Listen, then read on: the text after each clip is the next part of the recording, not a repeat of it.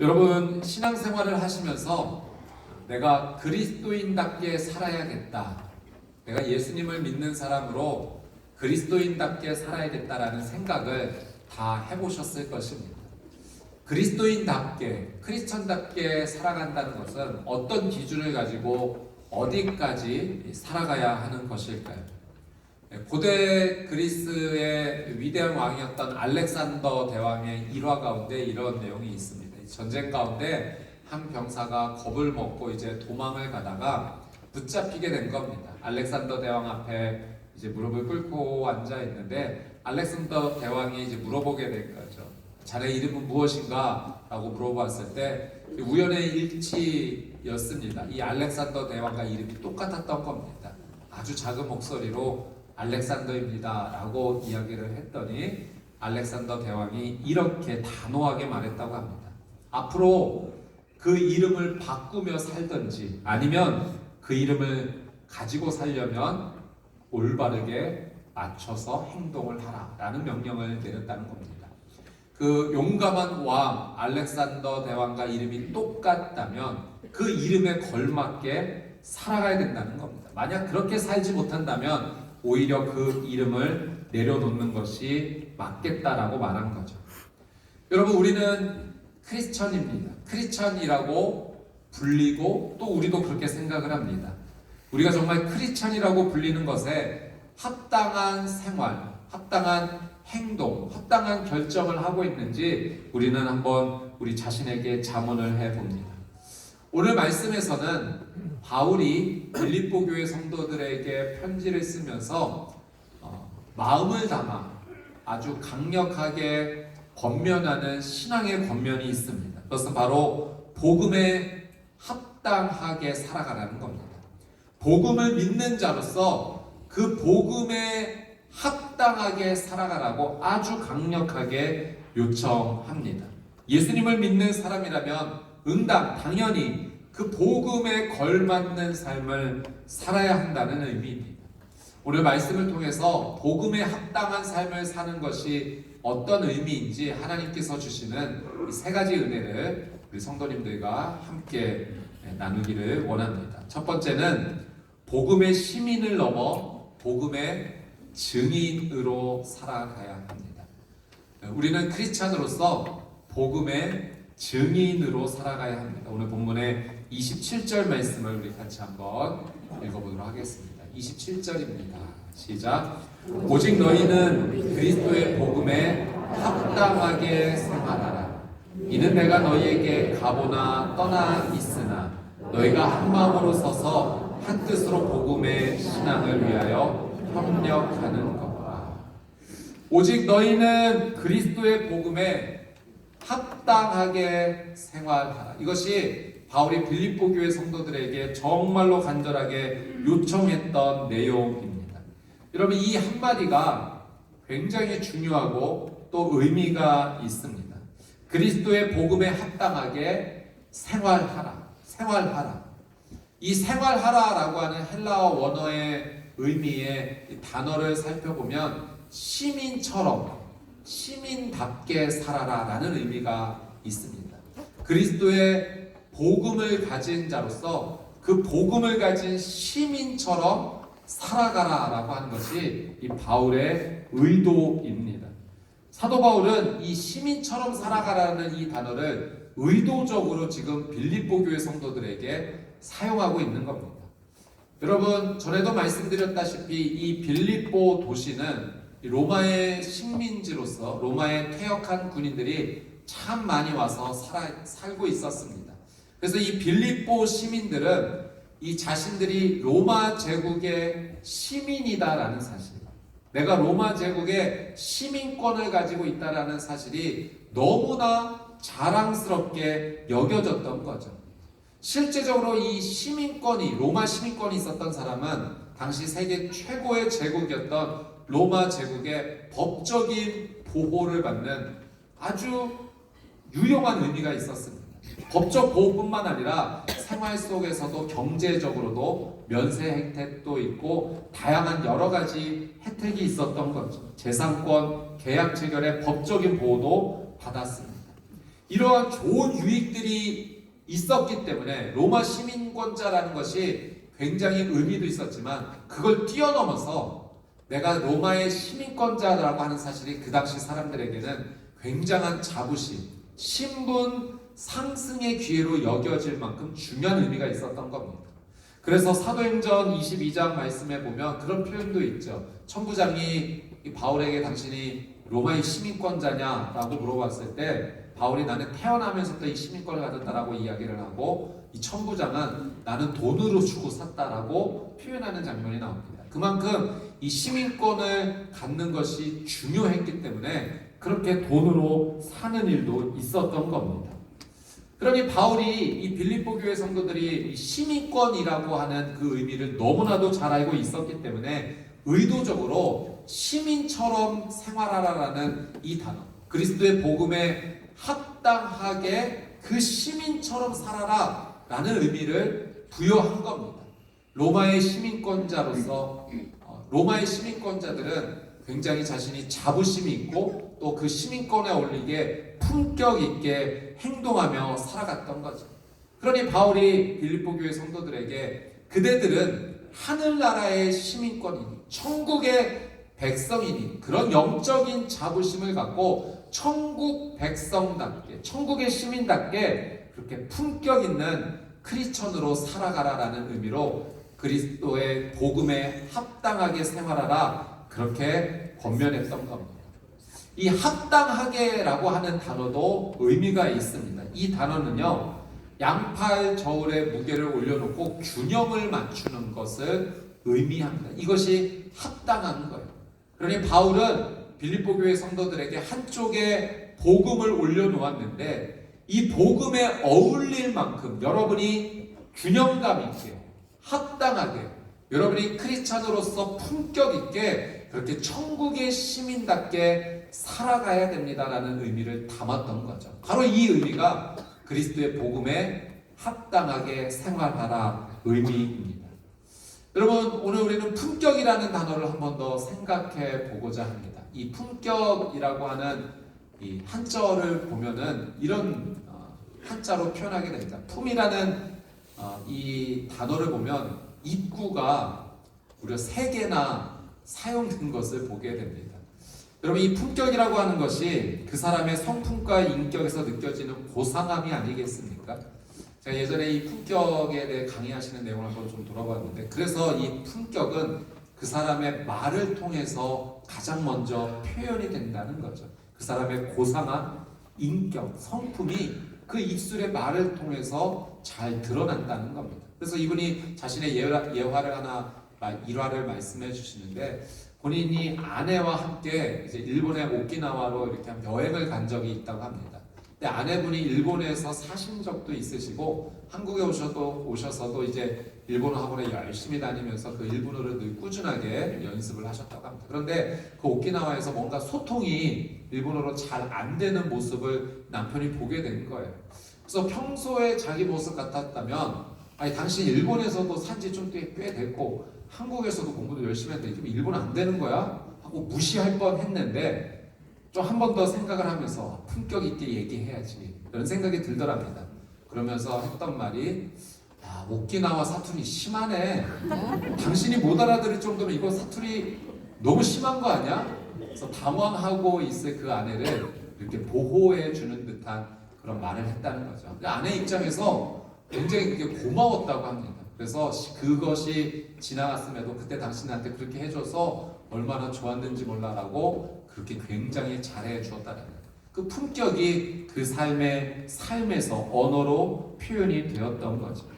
여러분, 우리가 예수님을 믿는 자로서 복음에 합당하게 그 천국의 시민권을 가진 자로서 영적인 품격으로 살아간다는 것은 어떤 의미겠습니까?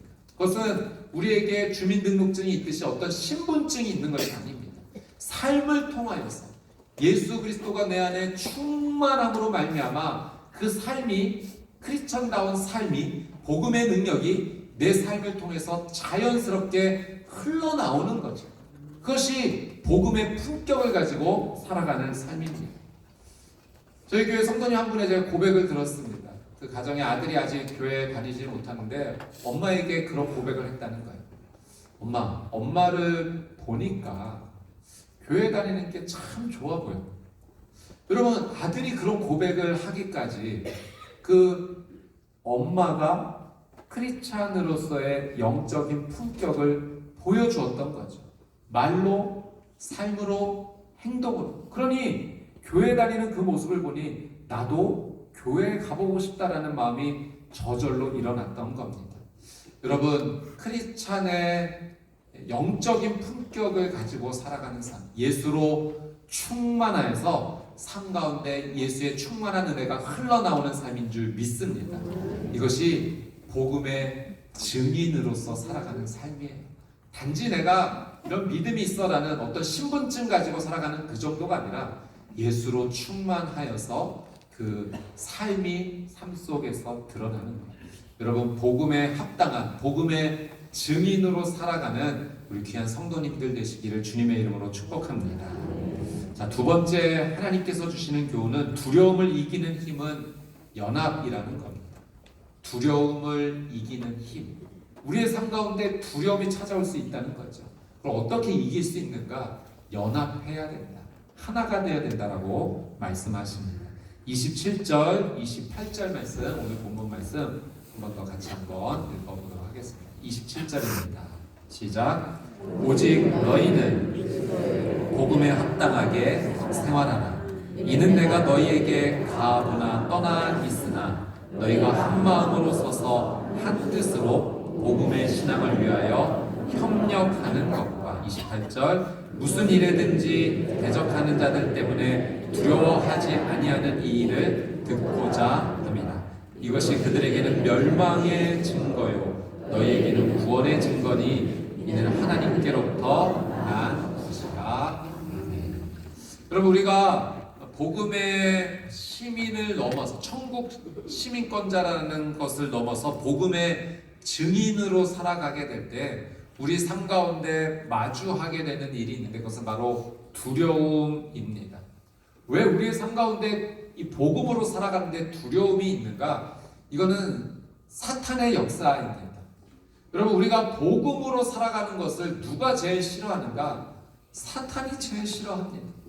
우리가 천국 시민자로서 복음의 증인으로 살아가는 것을 어떻게든 막고 싶은 것이 이 사탄의 목표인 거죠. 그래서 복음으로 살아가는 자의 삶 가운데 그 복음을 포기하게 만드는 두려운 일들을 사탄이 우리의 삶 가운데 계획한다는 거죠.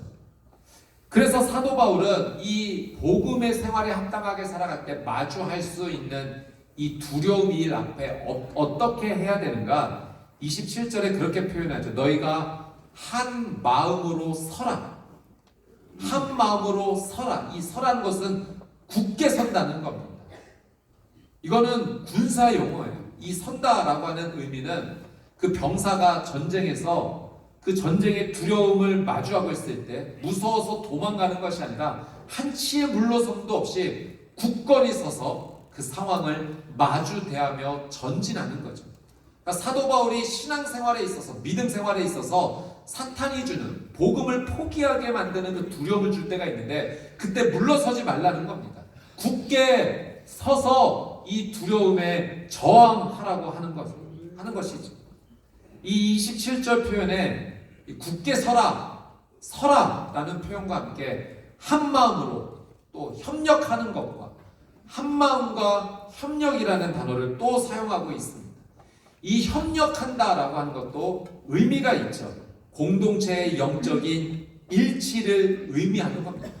한 마음, 한 영이라는 거예요. 믿음의 생활을 함께 하고 있는 믿음의 동역자들과 예수 그리스도의 이름 안에서 하나가 될 때, 그래서 예수 그리스도의 이름으로 이 두려움에 대적하여 맞서게 될 때 두려움을 이길 수 있다는 것이 사도 바울의 권면입니다. 이 협력한다라고 하는 것은 이제 스포츠 경기에서 사용되는 거예요. 팀으로 경기를 하게 될 때 이제 혼자 잘해서만 이길 수가 없습니다. 그 팀이 완전히 하나가 되어야지만 그 경기에서 승리할 수 있는 거죠. 그래서 바울은 이 승리를 위해서 빌립보 교회 성도들이 한 믿음의 공동체 안에서, 복음 안에서 완전히 일치하십시오. 그래서 군사처럼 물러서지 말고 한 팀이 되어 싸워 승리하십시오라고 말하고 있는 겁니다. 성경에 보면 이런 일들이 너무나도 자주 표현이 되어 있어요. 여러분, 출애굽기 17장 말씀에 이스라엘 백성들이 아말렉과 전쟁을 하게 될 때 모세가 산 위로 올라가서 두 손 들고 기도하게 됩니다. 손 들고 기도할 때 이스라엘 백성들이 이기는 거예요. 그런데 시간이 갈수록 이 손이 피곤해지네요. 손이 점점 내려오게 되니 이스라엘 백성이 지게 되고 있습니다. 여러분, 이때 어떤 일이 일어납니까? 모세 옆에 누가 있었죠? 아론과 훌이 양손을 잡아들고 함께 손잡고 기도해 주었다는 거예요. 여러분, 한 팀이 되는 겁니다. 영적으로 하나가 되어서 이 두려움에 맞서는 것이 성경적인 가르침이에요. 여러분, 마가복음 2장에도 중풍병자가 예수님께 나와 고침받는 놀라운 기적의 이야기가 있습니다. 이 중풍병자가 혼자 어떻게 왔겠습니까? 혼자 못 오죠. 4명의 사람, 4명의 친구들이 함께 하나가 되어서 이 연약한 믿음의 지체를 예수 그리스도께 데려온 겁니다. 합력한 겁니다. 한 마음이 된 거예요. 일치한 겁니다. 그래서 질병이라는 두려움을 넘어설 수 있는 하나님의 놀라운 은혜를 함께 누리게 된 겁니다. 우리 성도님들께서 제게 기도 함께 부탁하시러 많이 오십니다. 특별히 질병 앞에서, 수술 앞에서 함께 그래서 기도합니다. 안수하며 기도합니다. 그런데 제가 이렇게 가만히 보면 혼자 오지 않으세요. 가족과 함께 오거나 구역 식구들과 함께 오거나 선교의 친구들과 함께 옵니다. 근데 보면 그 정작 당사자들보다도 주변에서 더 많이 간절한 마음으로 울면서 오는 것을 보게 돼요. 제가 그 모습을 보면서 한 팀이다, 하나다 라는 것을 느낄 수가 있습니다. 여러분, 신앙생활, 믿음 생활은 비유하자면 혼자 뛰는 마라톤이 아니라 개주와도 같은 겁니다. 모든 선수들이 다 한마음이 돼서 협력해야지만 승리할 수 있는 것처럼 이 신앙생활은, 믿음 생활은 공동체가 하나가 되어 나가는 것이 하나님의 뜻이다라고 하는 사실이죠. 여러분, 혼자 걸어가서는 안 됩니다. 함께 걸어가야 돼요. 하나님께서 그걸 원하시는 겁니다. 그래서 우리 성도님들 가운데 제가 권면하여 드리고 싶은 거 한 가지가 있다면, 올해 우리 평촌교회 영적인 비전표가 교회여 사랑으로 충만하라, 생명으로 살아가라입니다.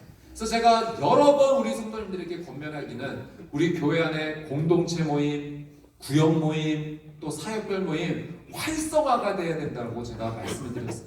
구역이요, 여러분, 그 자체가 교회입니다. 그래서 여러분, 우리 구역 예배 정말 잘 드리셔야 돼요. 믿음의 공동체들이 함께 모이는 겁니다. 함께 모여서 내 삶을 나누고, 지난 일주일 동안에 기도의 제목도 나누고, 말씀 묵상하는 것도 나누면서 서로가 서로를 위해서 기도하며 나갈 때, 그것이 오늘 이 빌립보서에 나오는 합력하여 한 마음으로 하나가 되어 나가는 바로 그 모습인 거죠. 여러분, 그렇게 하나가 되면 하나님 부어주시는 놀라운 은혜가 있습니다. 우리의 삶 가운데 두려움을 이길 수 있는 그 놀라운 은혜의 힘이 이 교회 공동체, 믿음의 공동체 가운데 있는 줄 믿습니다. 여러분, 이 신앙생활을 하면서 홀로 신앙생활 절대 하지 마십시오. 함께 해야 합니다.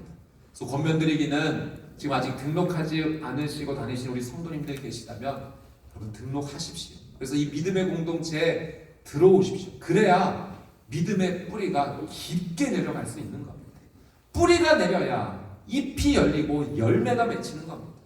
하나님께서 우리에게 좋은 믿음의 동역자들을 붙여주신 겁니다. 너희는 한 마음 한 뜻으로 합력하여 함께 나가라. 그러면 복음의 삶 가운데 두려움을 일을 겪을 수 있는데 능히 이겨낼 수 있을 것이다.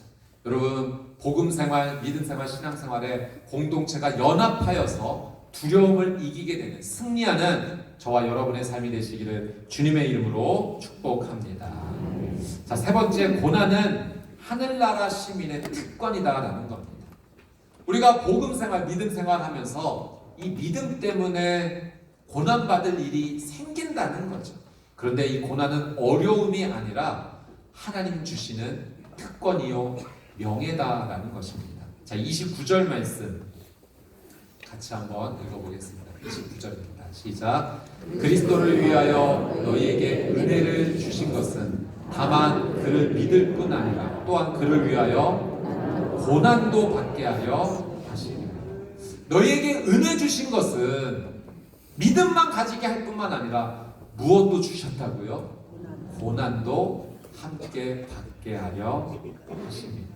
지금 사도 바울은요 빌립보 교회 성도들에게 이 편지를 쓰면서 정말 이 믿음의 권면을 하고 있지 않습니까? 이 빌립보 교회 성도들이 복음의 시민을 넘어 증인으로 살기를 원했어요. 그리고 교회 공동체가 완전히 연합되기를 지금 원하고 있습니다. 그런데 그런 복음을 믿는 삶 가운데 고난, 예수님 믿는 이유 때문에 고난받는 일이 일어날 수 있다는 거예요. 지금 사도 바울이 그런 상황이 있죠. 감옥에 있어요. 왜 있는 겁니까? 복음 때문에. 예수님 믿는 것 때문에 고난받고 있어요. 이 편지를 받고 있는 빌립보 교회 성도들은 여전히 그들도 고난받고 있습니다. 예수님 믿는다는 이유 때문에 그 세속적인 도시 빌립보 안에서 많은 외부의 핍박과 압박이 있는 것이죠. 그런데 바울이 이렇게 표현합니다. 하나님께서 너희에게 은혜를 주신 것은 믿음을 줄 뿐만 아니라 이 고난도 함께 주시는 것입니다. 바꿔 얘기하면 예수님 믿게 될 때, 이 믿음 생활 잘 유지하려고 애쓰고 노력할 때 고난도 받게 될 것인데 그 고난이 하나님 은혜라는 겁니다. 하나님의 선물이라는 거예요. 여러분, 선물이라고 하는 것은 어떨 때 쓰냐면 유익이 있기 때문에 선물이 아니겠습니까? 하나님께서 믿는 자의 삶 가운데 고난을 주시는데 이 고난이 유익이 된다는 바로 그 의미입니다. 여러분, 우리는 고난받고 싶지 않은 것이 우리의 솔직한 마음입니다. 믿음 생활할 때 그런 고난 없이 하고 싶어요. 그런데 왜 우리에게 이 고난을 하나님께서는 은혜로 허락하실까요? 여러분, 그리스도를 위한 고난이 주는 신학적인 의미 세 가지를 우리 성도님과 나누고자 합니다. 첫 번째, 고난은 그리스도와의 연합이기 때문에 우리에게는 특권이요 명예가 되는 겁니다. 여러분, 예수님께서 우리를 대신하여 십자가에 못 박히셨어요. 머리에 가시면류관을 쓰시고 채찍질 당하시고 옆구리에 창에 찔리시고 양손과 양발에 대못이 박히심으로 말미암아 우리를 위하여 죽어주시는 그 엄청난 고난을 당하셨습니다. 우리가 예수님 믿는 것 때문에 우리의 삶 가운데 고난이 찾아온다면 이거는 예수님과 하나가 되어 그 십자가의 고난에 동참한다는 의미가 있습니다. 그래서 복음을 위한 고난은 예수 그리스도를 뒤따르는 믿음의 과정이 되는 것이죠. 여러분, 복음 안에서 예수님 믿는 것 때문에 어떤 어려움을 당하더라도 당황하지 말고 이것이 내가 예수님과 하나가 되어 그리스도의 십자가에 동참한다라는 그 영적인 의미를 생각하면서 하나님 앞에 믿음으로 나아가는 저와 여러분이 되시기를 바랍니다. 두 번째는 이 고난이 연단이 된다는 겁니다. 내 믿음의 연단이 됩니다. 여러분, 고난이 없으면 믿음 생활하는데 고난이 없으면 내 믿음이 더 잘 성장할 것 같은데 우리가 경험해봐서 압니다. 참 신기하게도 믿음 생활하는데 고난이 있는데 그 고난을 통과할 때마다 믿음이 성장하는 것을 보게 됩니다. 마치 이런 것 같아요. 금을 재련할 때 그 뜨거운 물을 통과하는 것 같습니다. 금이 그 뜨거운 물 안에서 재련되면서 모든 불순물들이 다 제거돼서 그 불을 통과하여 순도가 높은 금이 되는 것처럼 우리의 믿음이요, 이 고난을 통과하면서 우리의 믿음이 무너지고 사라지고 없어지는 것이 아니라 오히려 순도 높은 믿음이 된다는 겁니다. 여러분, 그러나 이 고난 앞에서 우리가 두려워하지 아니할 것은 이 고난을 잘 통과할 수 있도록 하나님께서 지켜주시고 도와주시기 때문인 줄 믿습니다. 그래서 고난이 선물이 되고 유익이 되는 겁니다. 복음 안에서 고난을 당하는 것이 우리의 특권이요 우리의 명예가 된다라고 하는 것이 바로 여기에 있는 겁니다. 마지막으로 셋째, 고난은 영적인 승리의 증거입니다. 여러분, 오늘 본문 말씀에서 바울이 28절에 재미있는 표현을 하는데 이 복음을 믿는 것 때문에 대적하는 자들이 있다는 거죠. 핍박하는 자들이 있다는 겁니다. 근데 이 핍박이 두 가지 증거가 되는데, 이 불신자들, 이 복음 때문에 핍박하는 자들에게 이 핍박은 그들에게는 멸망의 증거가 되는 것이다라는 거죠. 그렇겠죠. 이 복음 때문에 핍박을 하니 이 핍박하는 자체가 그들에게는 멸망의 증거입니다. 그런데 바울이 중요한 표현을 하는데, 이 핍박이, 이 고난이 여러분에게는 구원의 증거가 된다는 겁니다. 어떤 의미냐면 이 믿음이 진짜 믿음이기 때문에 그 핍박 받는다는 거예요. 이 믿음을 하나님께서 기뻐 받으시기 때문에 이 어려움도 있다는 겁니다. 그러니 이런 고난이, 어려움이 있다면 지금 여러분의 믿음이 구원의 증거가 되었다라고 보십시오. 그 믿음이 진짜 믿음인 겁니다. 여러분, 복음 앞에서 당하는 고난 앞에서 좌절하지 말고, 이 믿음이 하나님께서 기뻐 받으시는 믿음이구나, 주님 앞에 그렇게 믿음을 고백하며 나가는 우리 성도님들 되시기를 주님의 이름으로 축복합니다. 예전에 한 목사님의 간증을 제가 들었는데, 이분이 고등학교 시절에 예수님을 믿게 된 거예요. 예수님 믿는 게 너무 좋아서 집안에 반대가 있음에도 불구하고 계속 신앙생활, 교회를 이제 나가셨던 거죠. 아버지가 너무 심하게 핍박하셨다고 합니다. 뺨도 때리고 뭐 이루 말할 수 없을 정도로 그렇게 교회 가지 말라고 했는데, 그러니까 예전에 좀 그런 일이 있었던 거죠. 이제 자다가 연탄가스가 이제 올라오게 됐는데, 이분이 이제 고등학교 때죠. 연탄가스 때문에 실제로 죽은 겁니다. 본인이 그렇게 표현을 하세요. 그래서 그 죽은 가운데 어디 가셨냐면 천국에 가신 거예요. 하나님께서 이 천국을 보여주셨는데, 천국에서 예수님 만나고 예수님께서 다시 이제 돌아가라고 하신 거죠. 깨어나서 엉엉 울었다고 합니다. 펑펑 울었다고 합니다. 왜 울었는가? 죽다 살아나서 그것 때문에 운 게 아니라 천국 떠나고 싶지 않았는데 너무 좋았다는 거예요. 거기 계속 있고 싶었는데 이제 다시 가라고 예수님 말씀하셔서 그 천국을 떠나오는 게 마음이 너무 아플 정도로 그래서 우셨다는 거예요. 그래서 이런 과정 속에서 이제 목회자도 되시고 또 가정 아버지도 이제 믿음 생활 하시게 되면서 고난 가운데 핍박받고 어려움이 있었지만 오히려 이것이 하나님을 향한 더 좋은 믿음으로 나가는 계기, 기회가 되었다는 거죠. 그래서 본인뿐만 아니라 온 가족이 살아나는 놀라운 은혜가 있었던 것입니다. 사랑하는 여러분, 우리의 믿음을 하나님께서 그냥 방치하지 않으시는 줄 믿습니다. 여러분의 믿음을요, 하나님 결코 홀로 두지 아니하십니다. 여러분, 고난이, 복음 앞에서의 고난이 선물이 되는 이유는 하나님께서 그 자리에 함께 해주시기 때문입니다. 여러분, 결코 상하지 않을 거예요. 물에 빠지지 않을 거예요. 불이 여러분을 사르지 못할 겁니다. 하나님의 보호와 은혜 아래서 이것을 잘 통과하여 하나님 앞에 나가는 놀라운 믿음의 삶이 될 줄 믿습니다. 오늘 빌립보서에서 바울이요, 복음을 강조합니다. 복음에 합당하게 생활하라. 여러분, 바울은요, 이 복음 때문에 감옥에 지금 있지만 기뻐하고 있습니다. 바울은 이 복음 때문에 죽음이 눈앞에 있지만 오히려 생명을 갈망하고 있습니다. 바울은 이 복음 때문에 좌절의 자리에 있지만 좌절에 침몰하는 것이 아니라 오히려 지금 소망을 바라보고 있습니다. 여러분, 이 복음이 무엇입니까? 예수 충만인 줄 믿습니다. 바울이 예수님으로 충만했기 때문에 감옥 안에서도 기뻐할 수 있었고, 죽음이 눈앞에 있으면서도 생명을 찾고 있었고, 좌절하지 않고 소망으로 하나님 앞에 나아갔던 겁니다.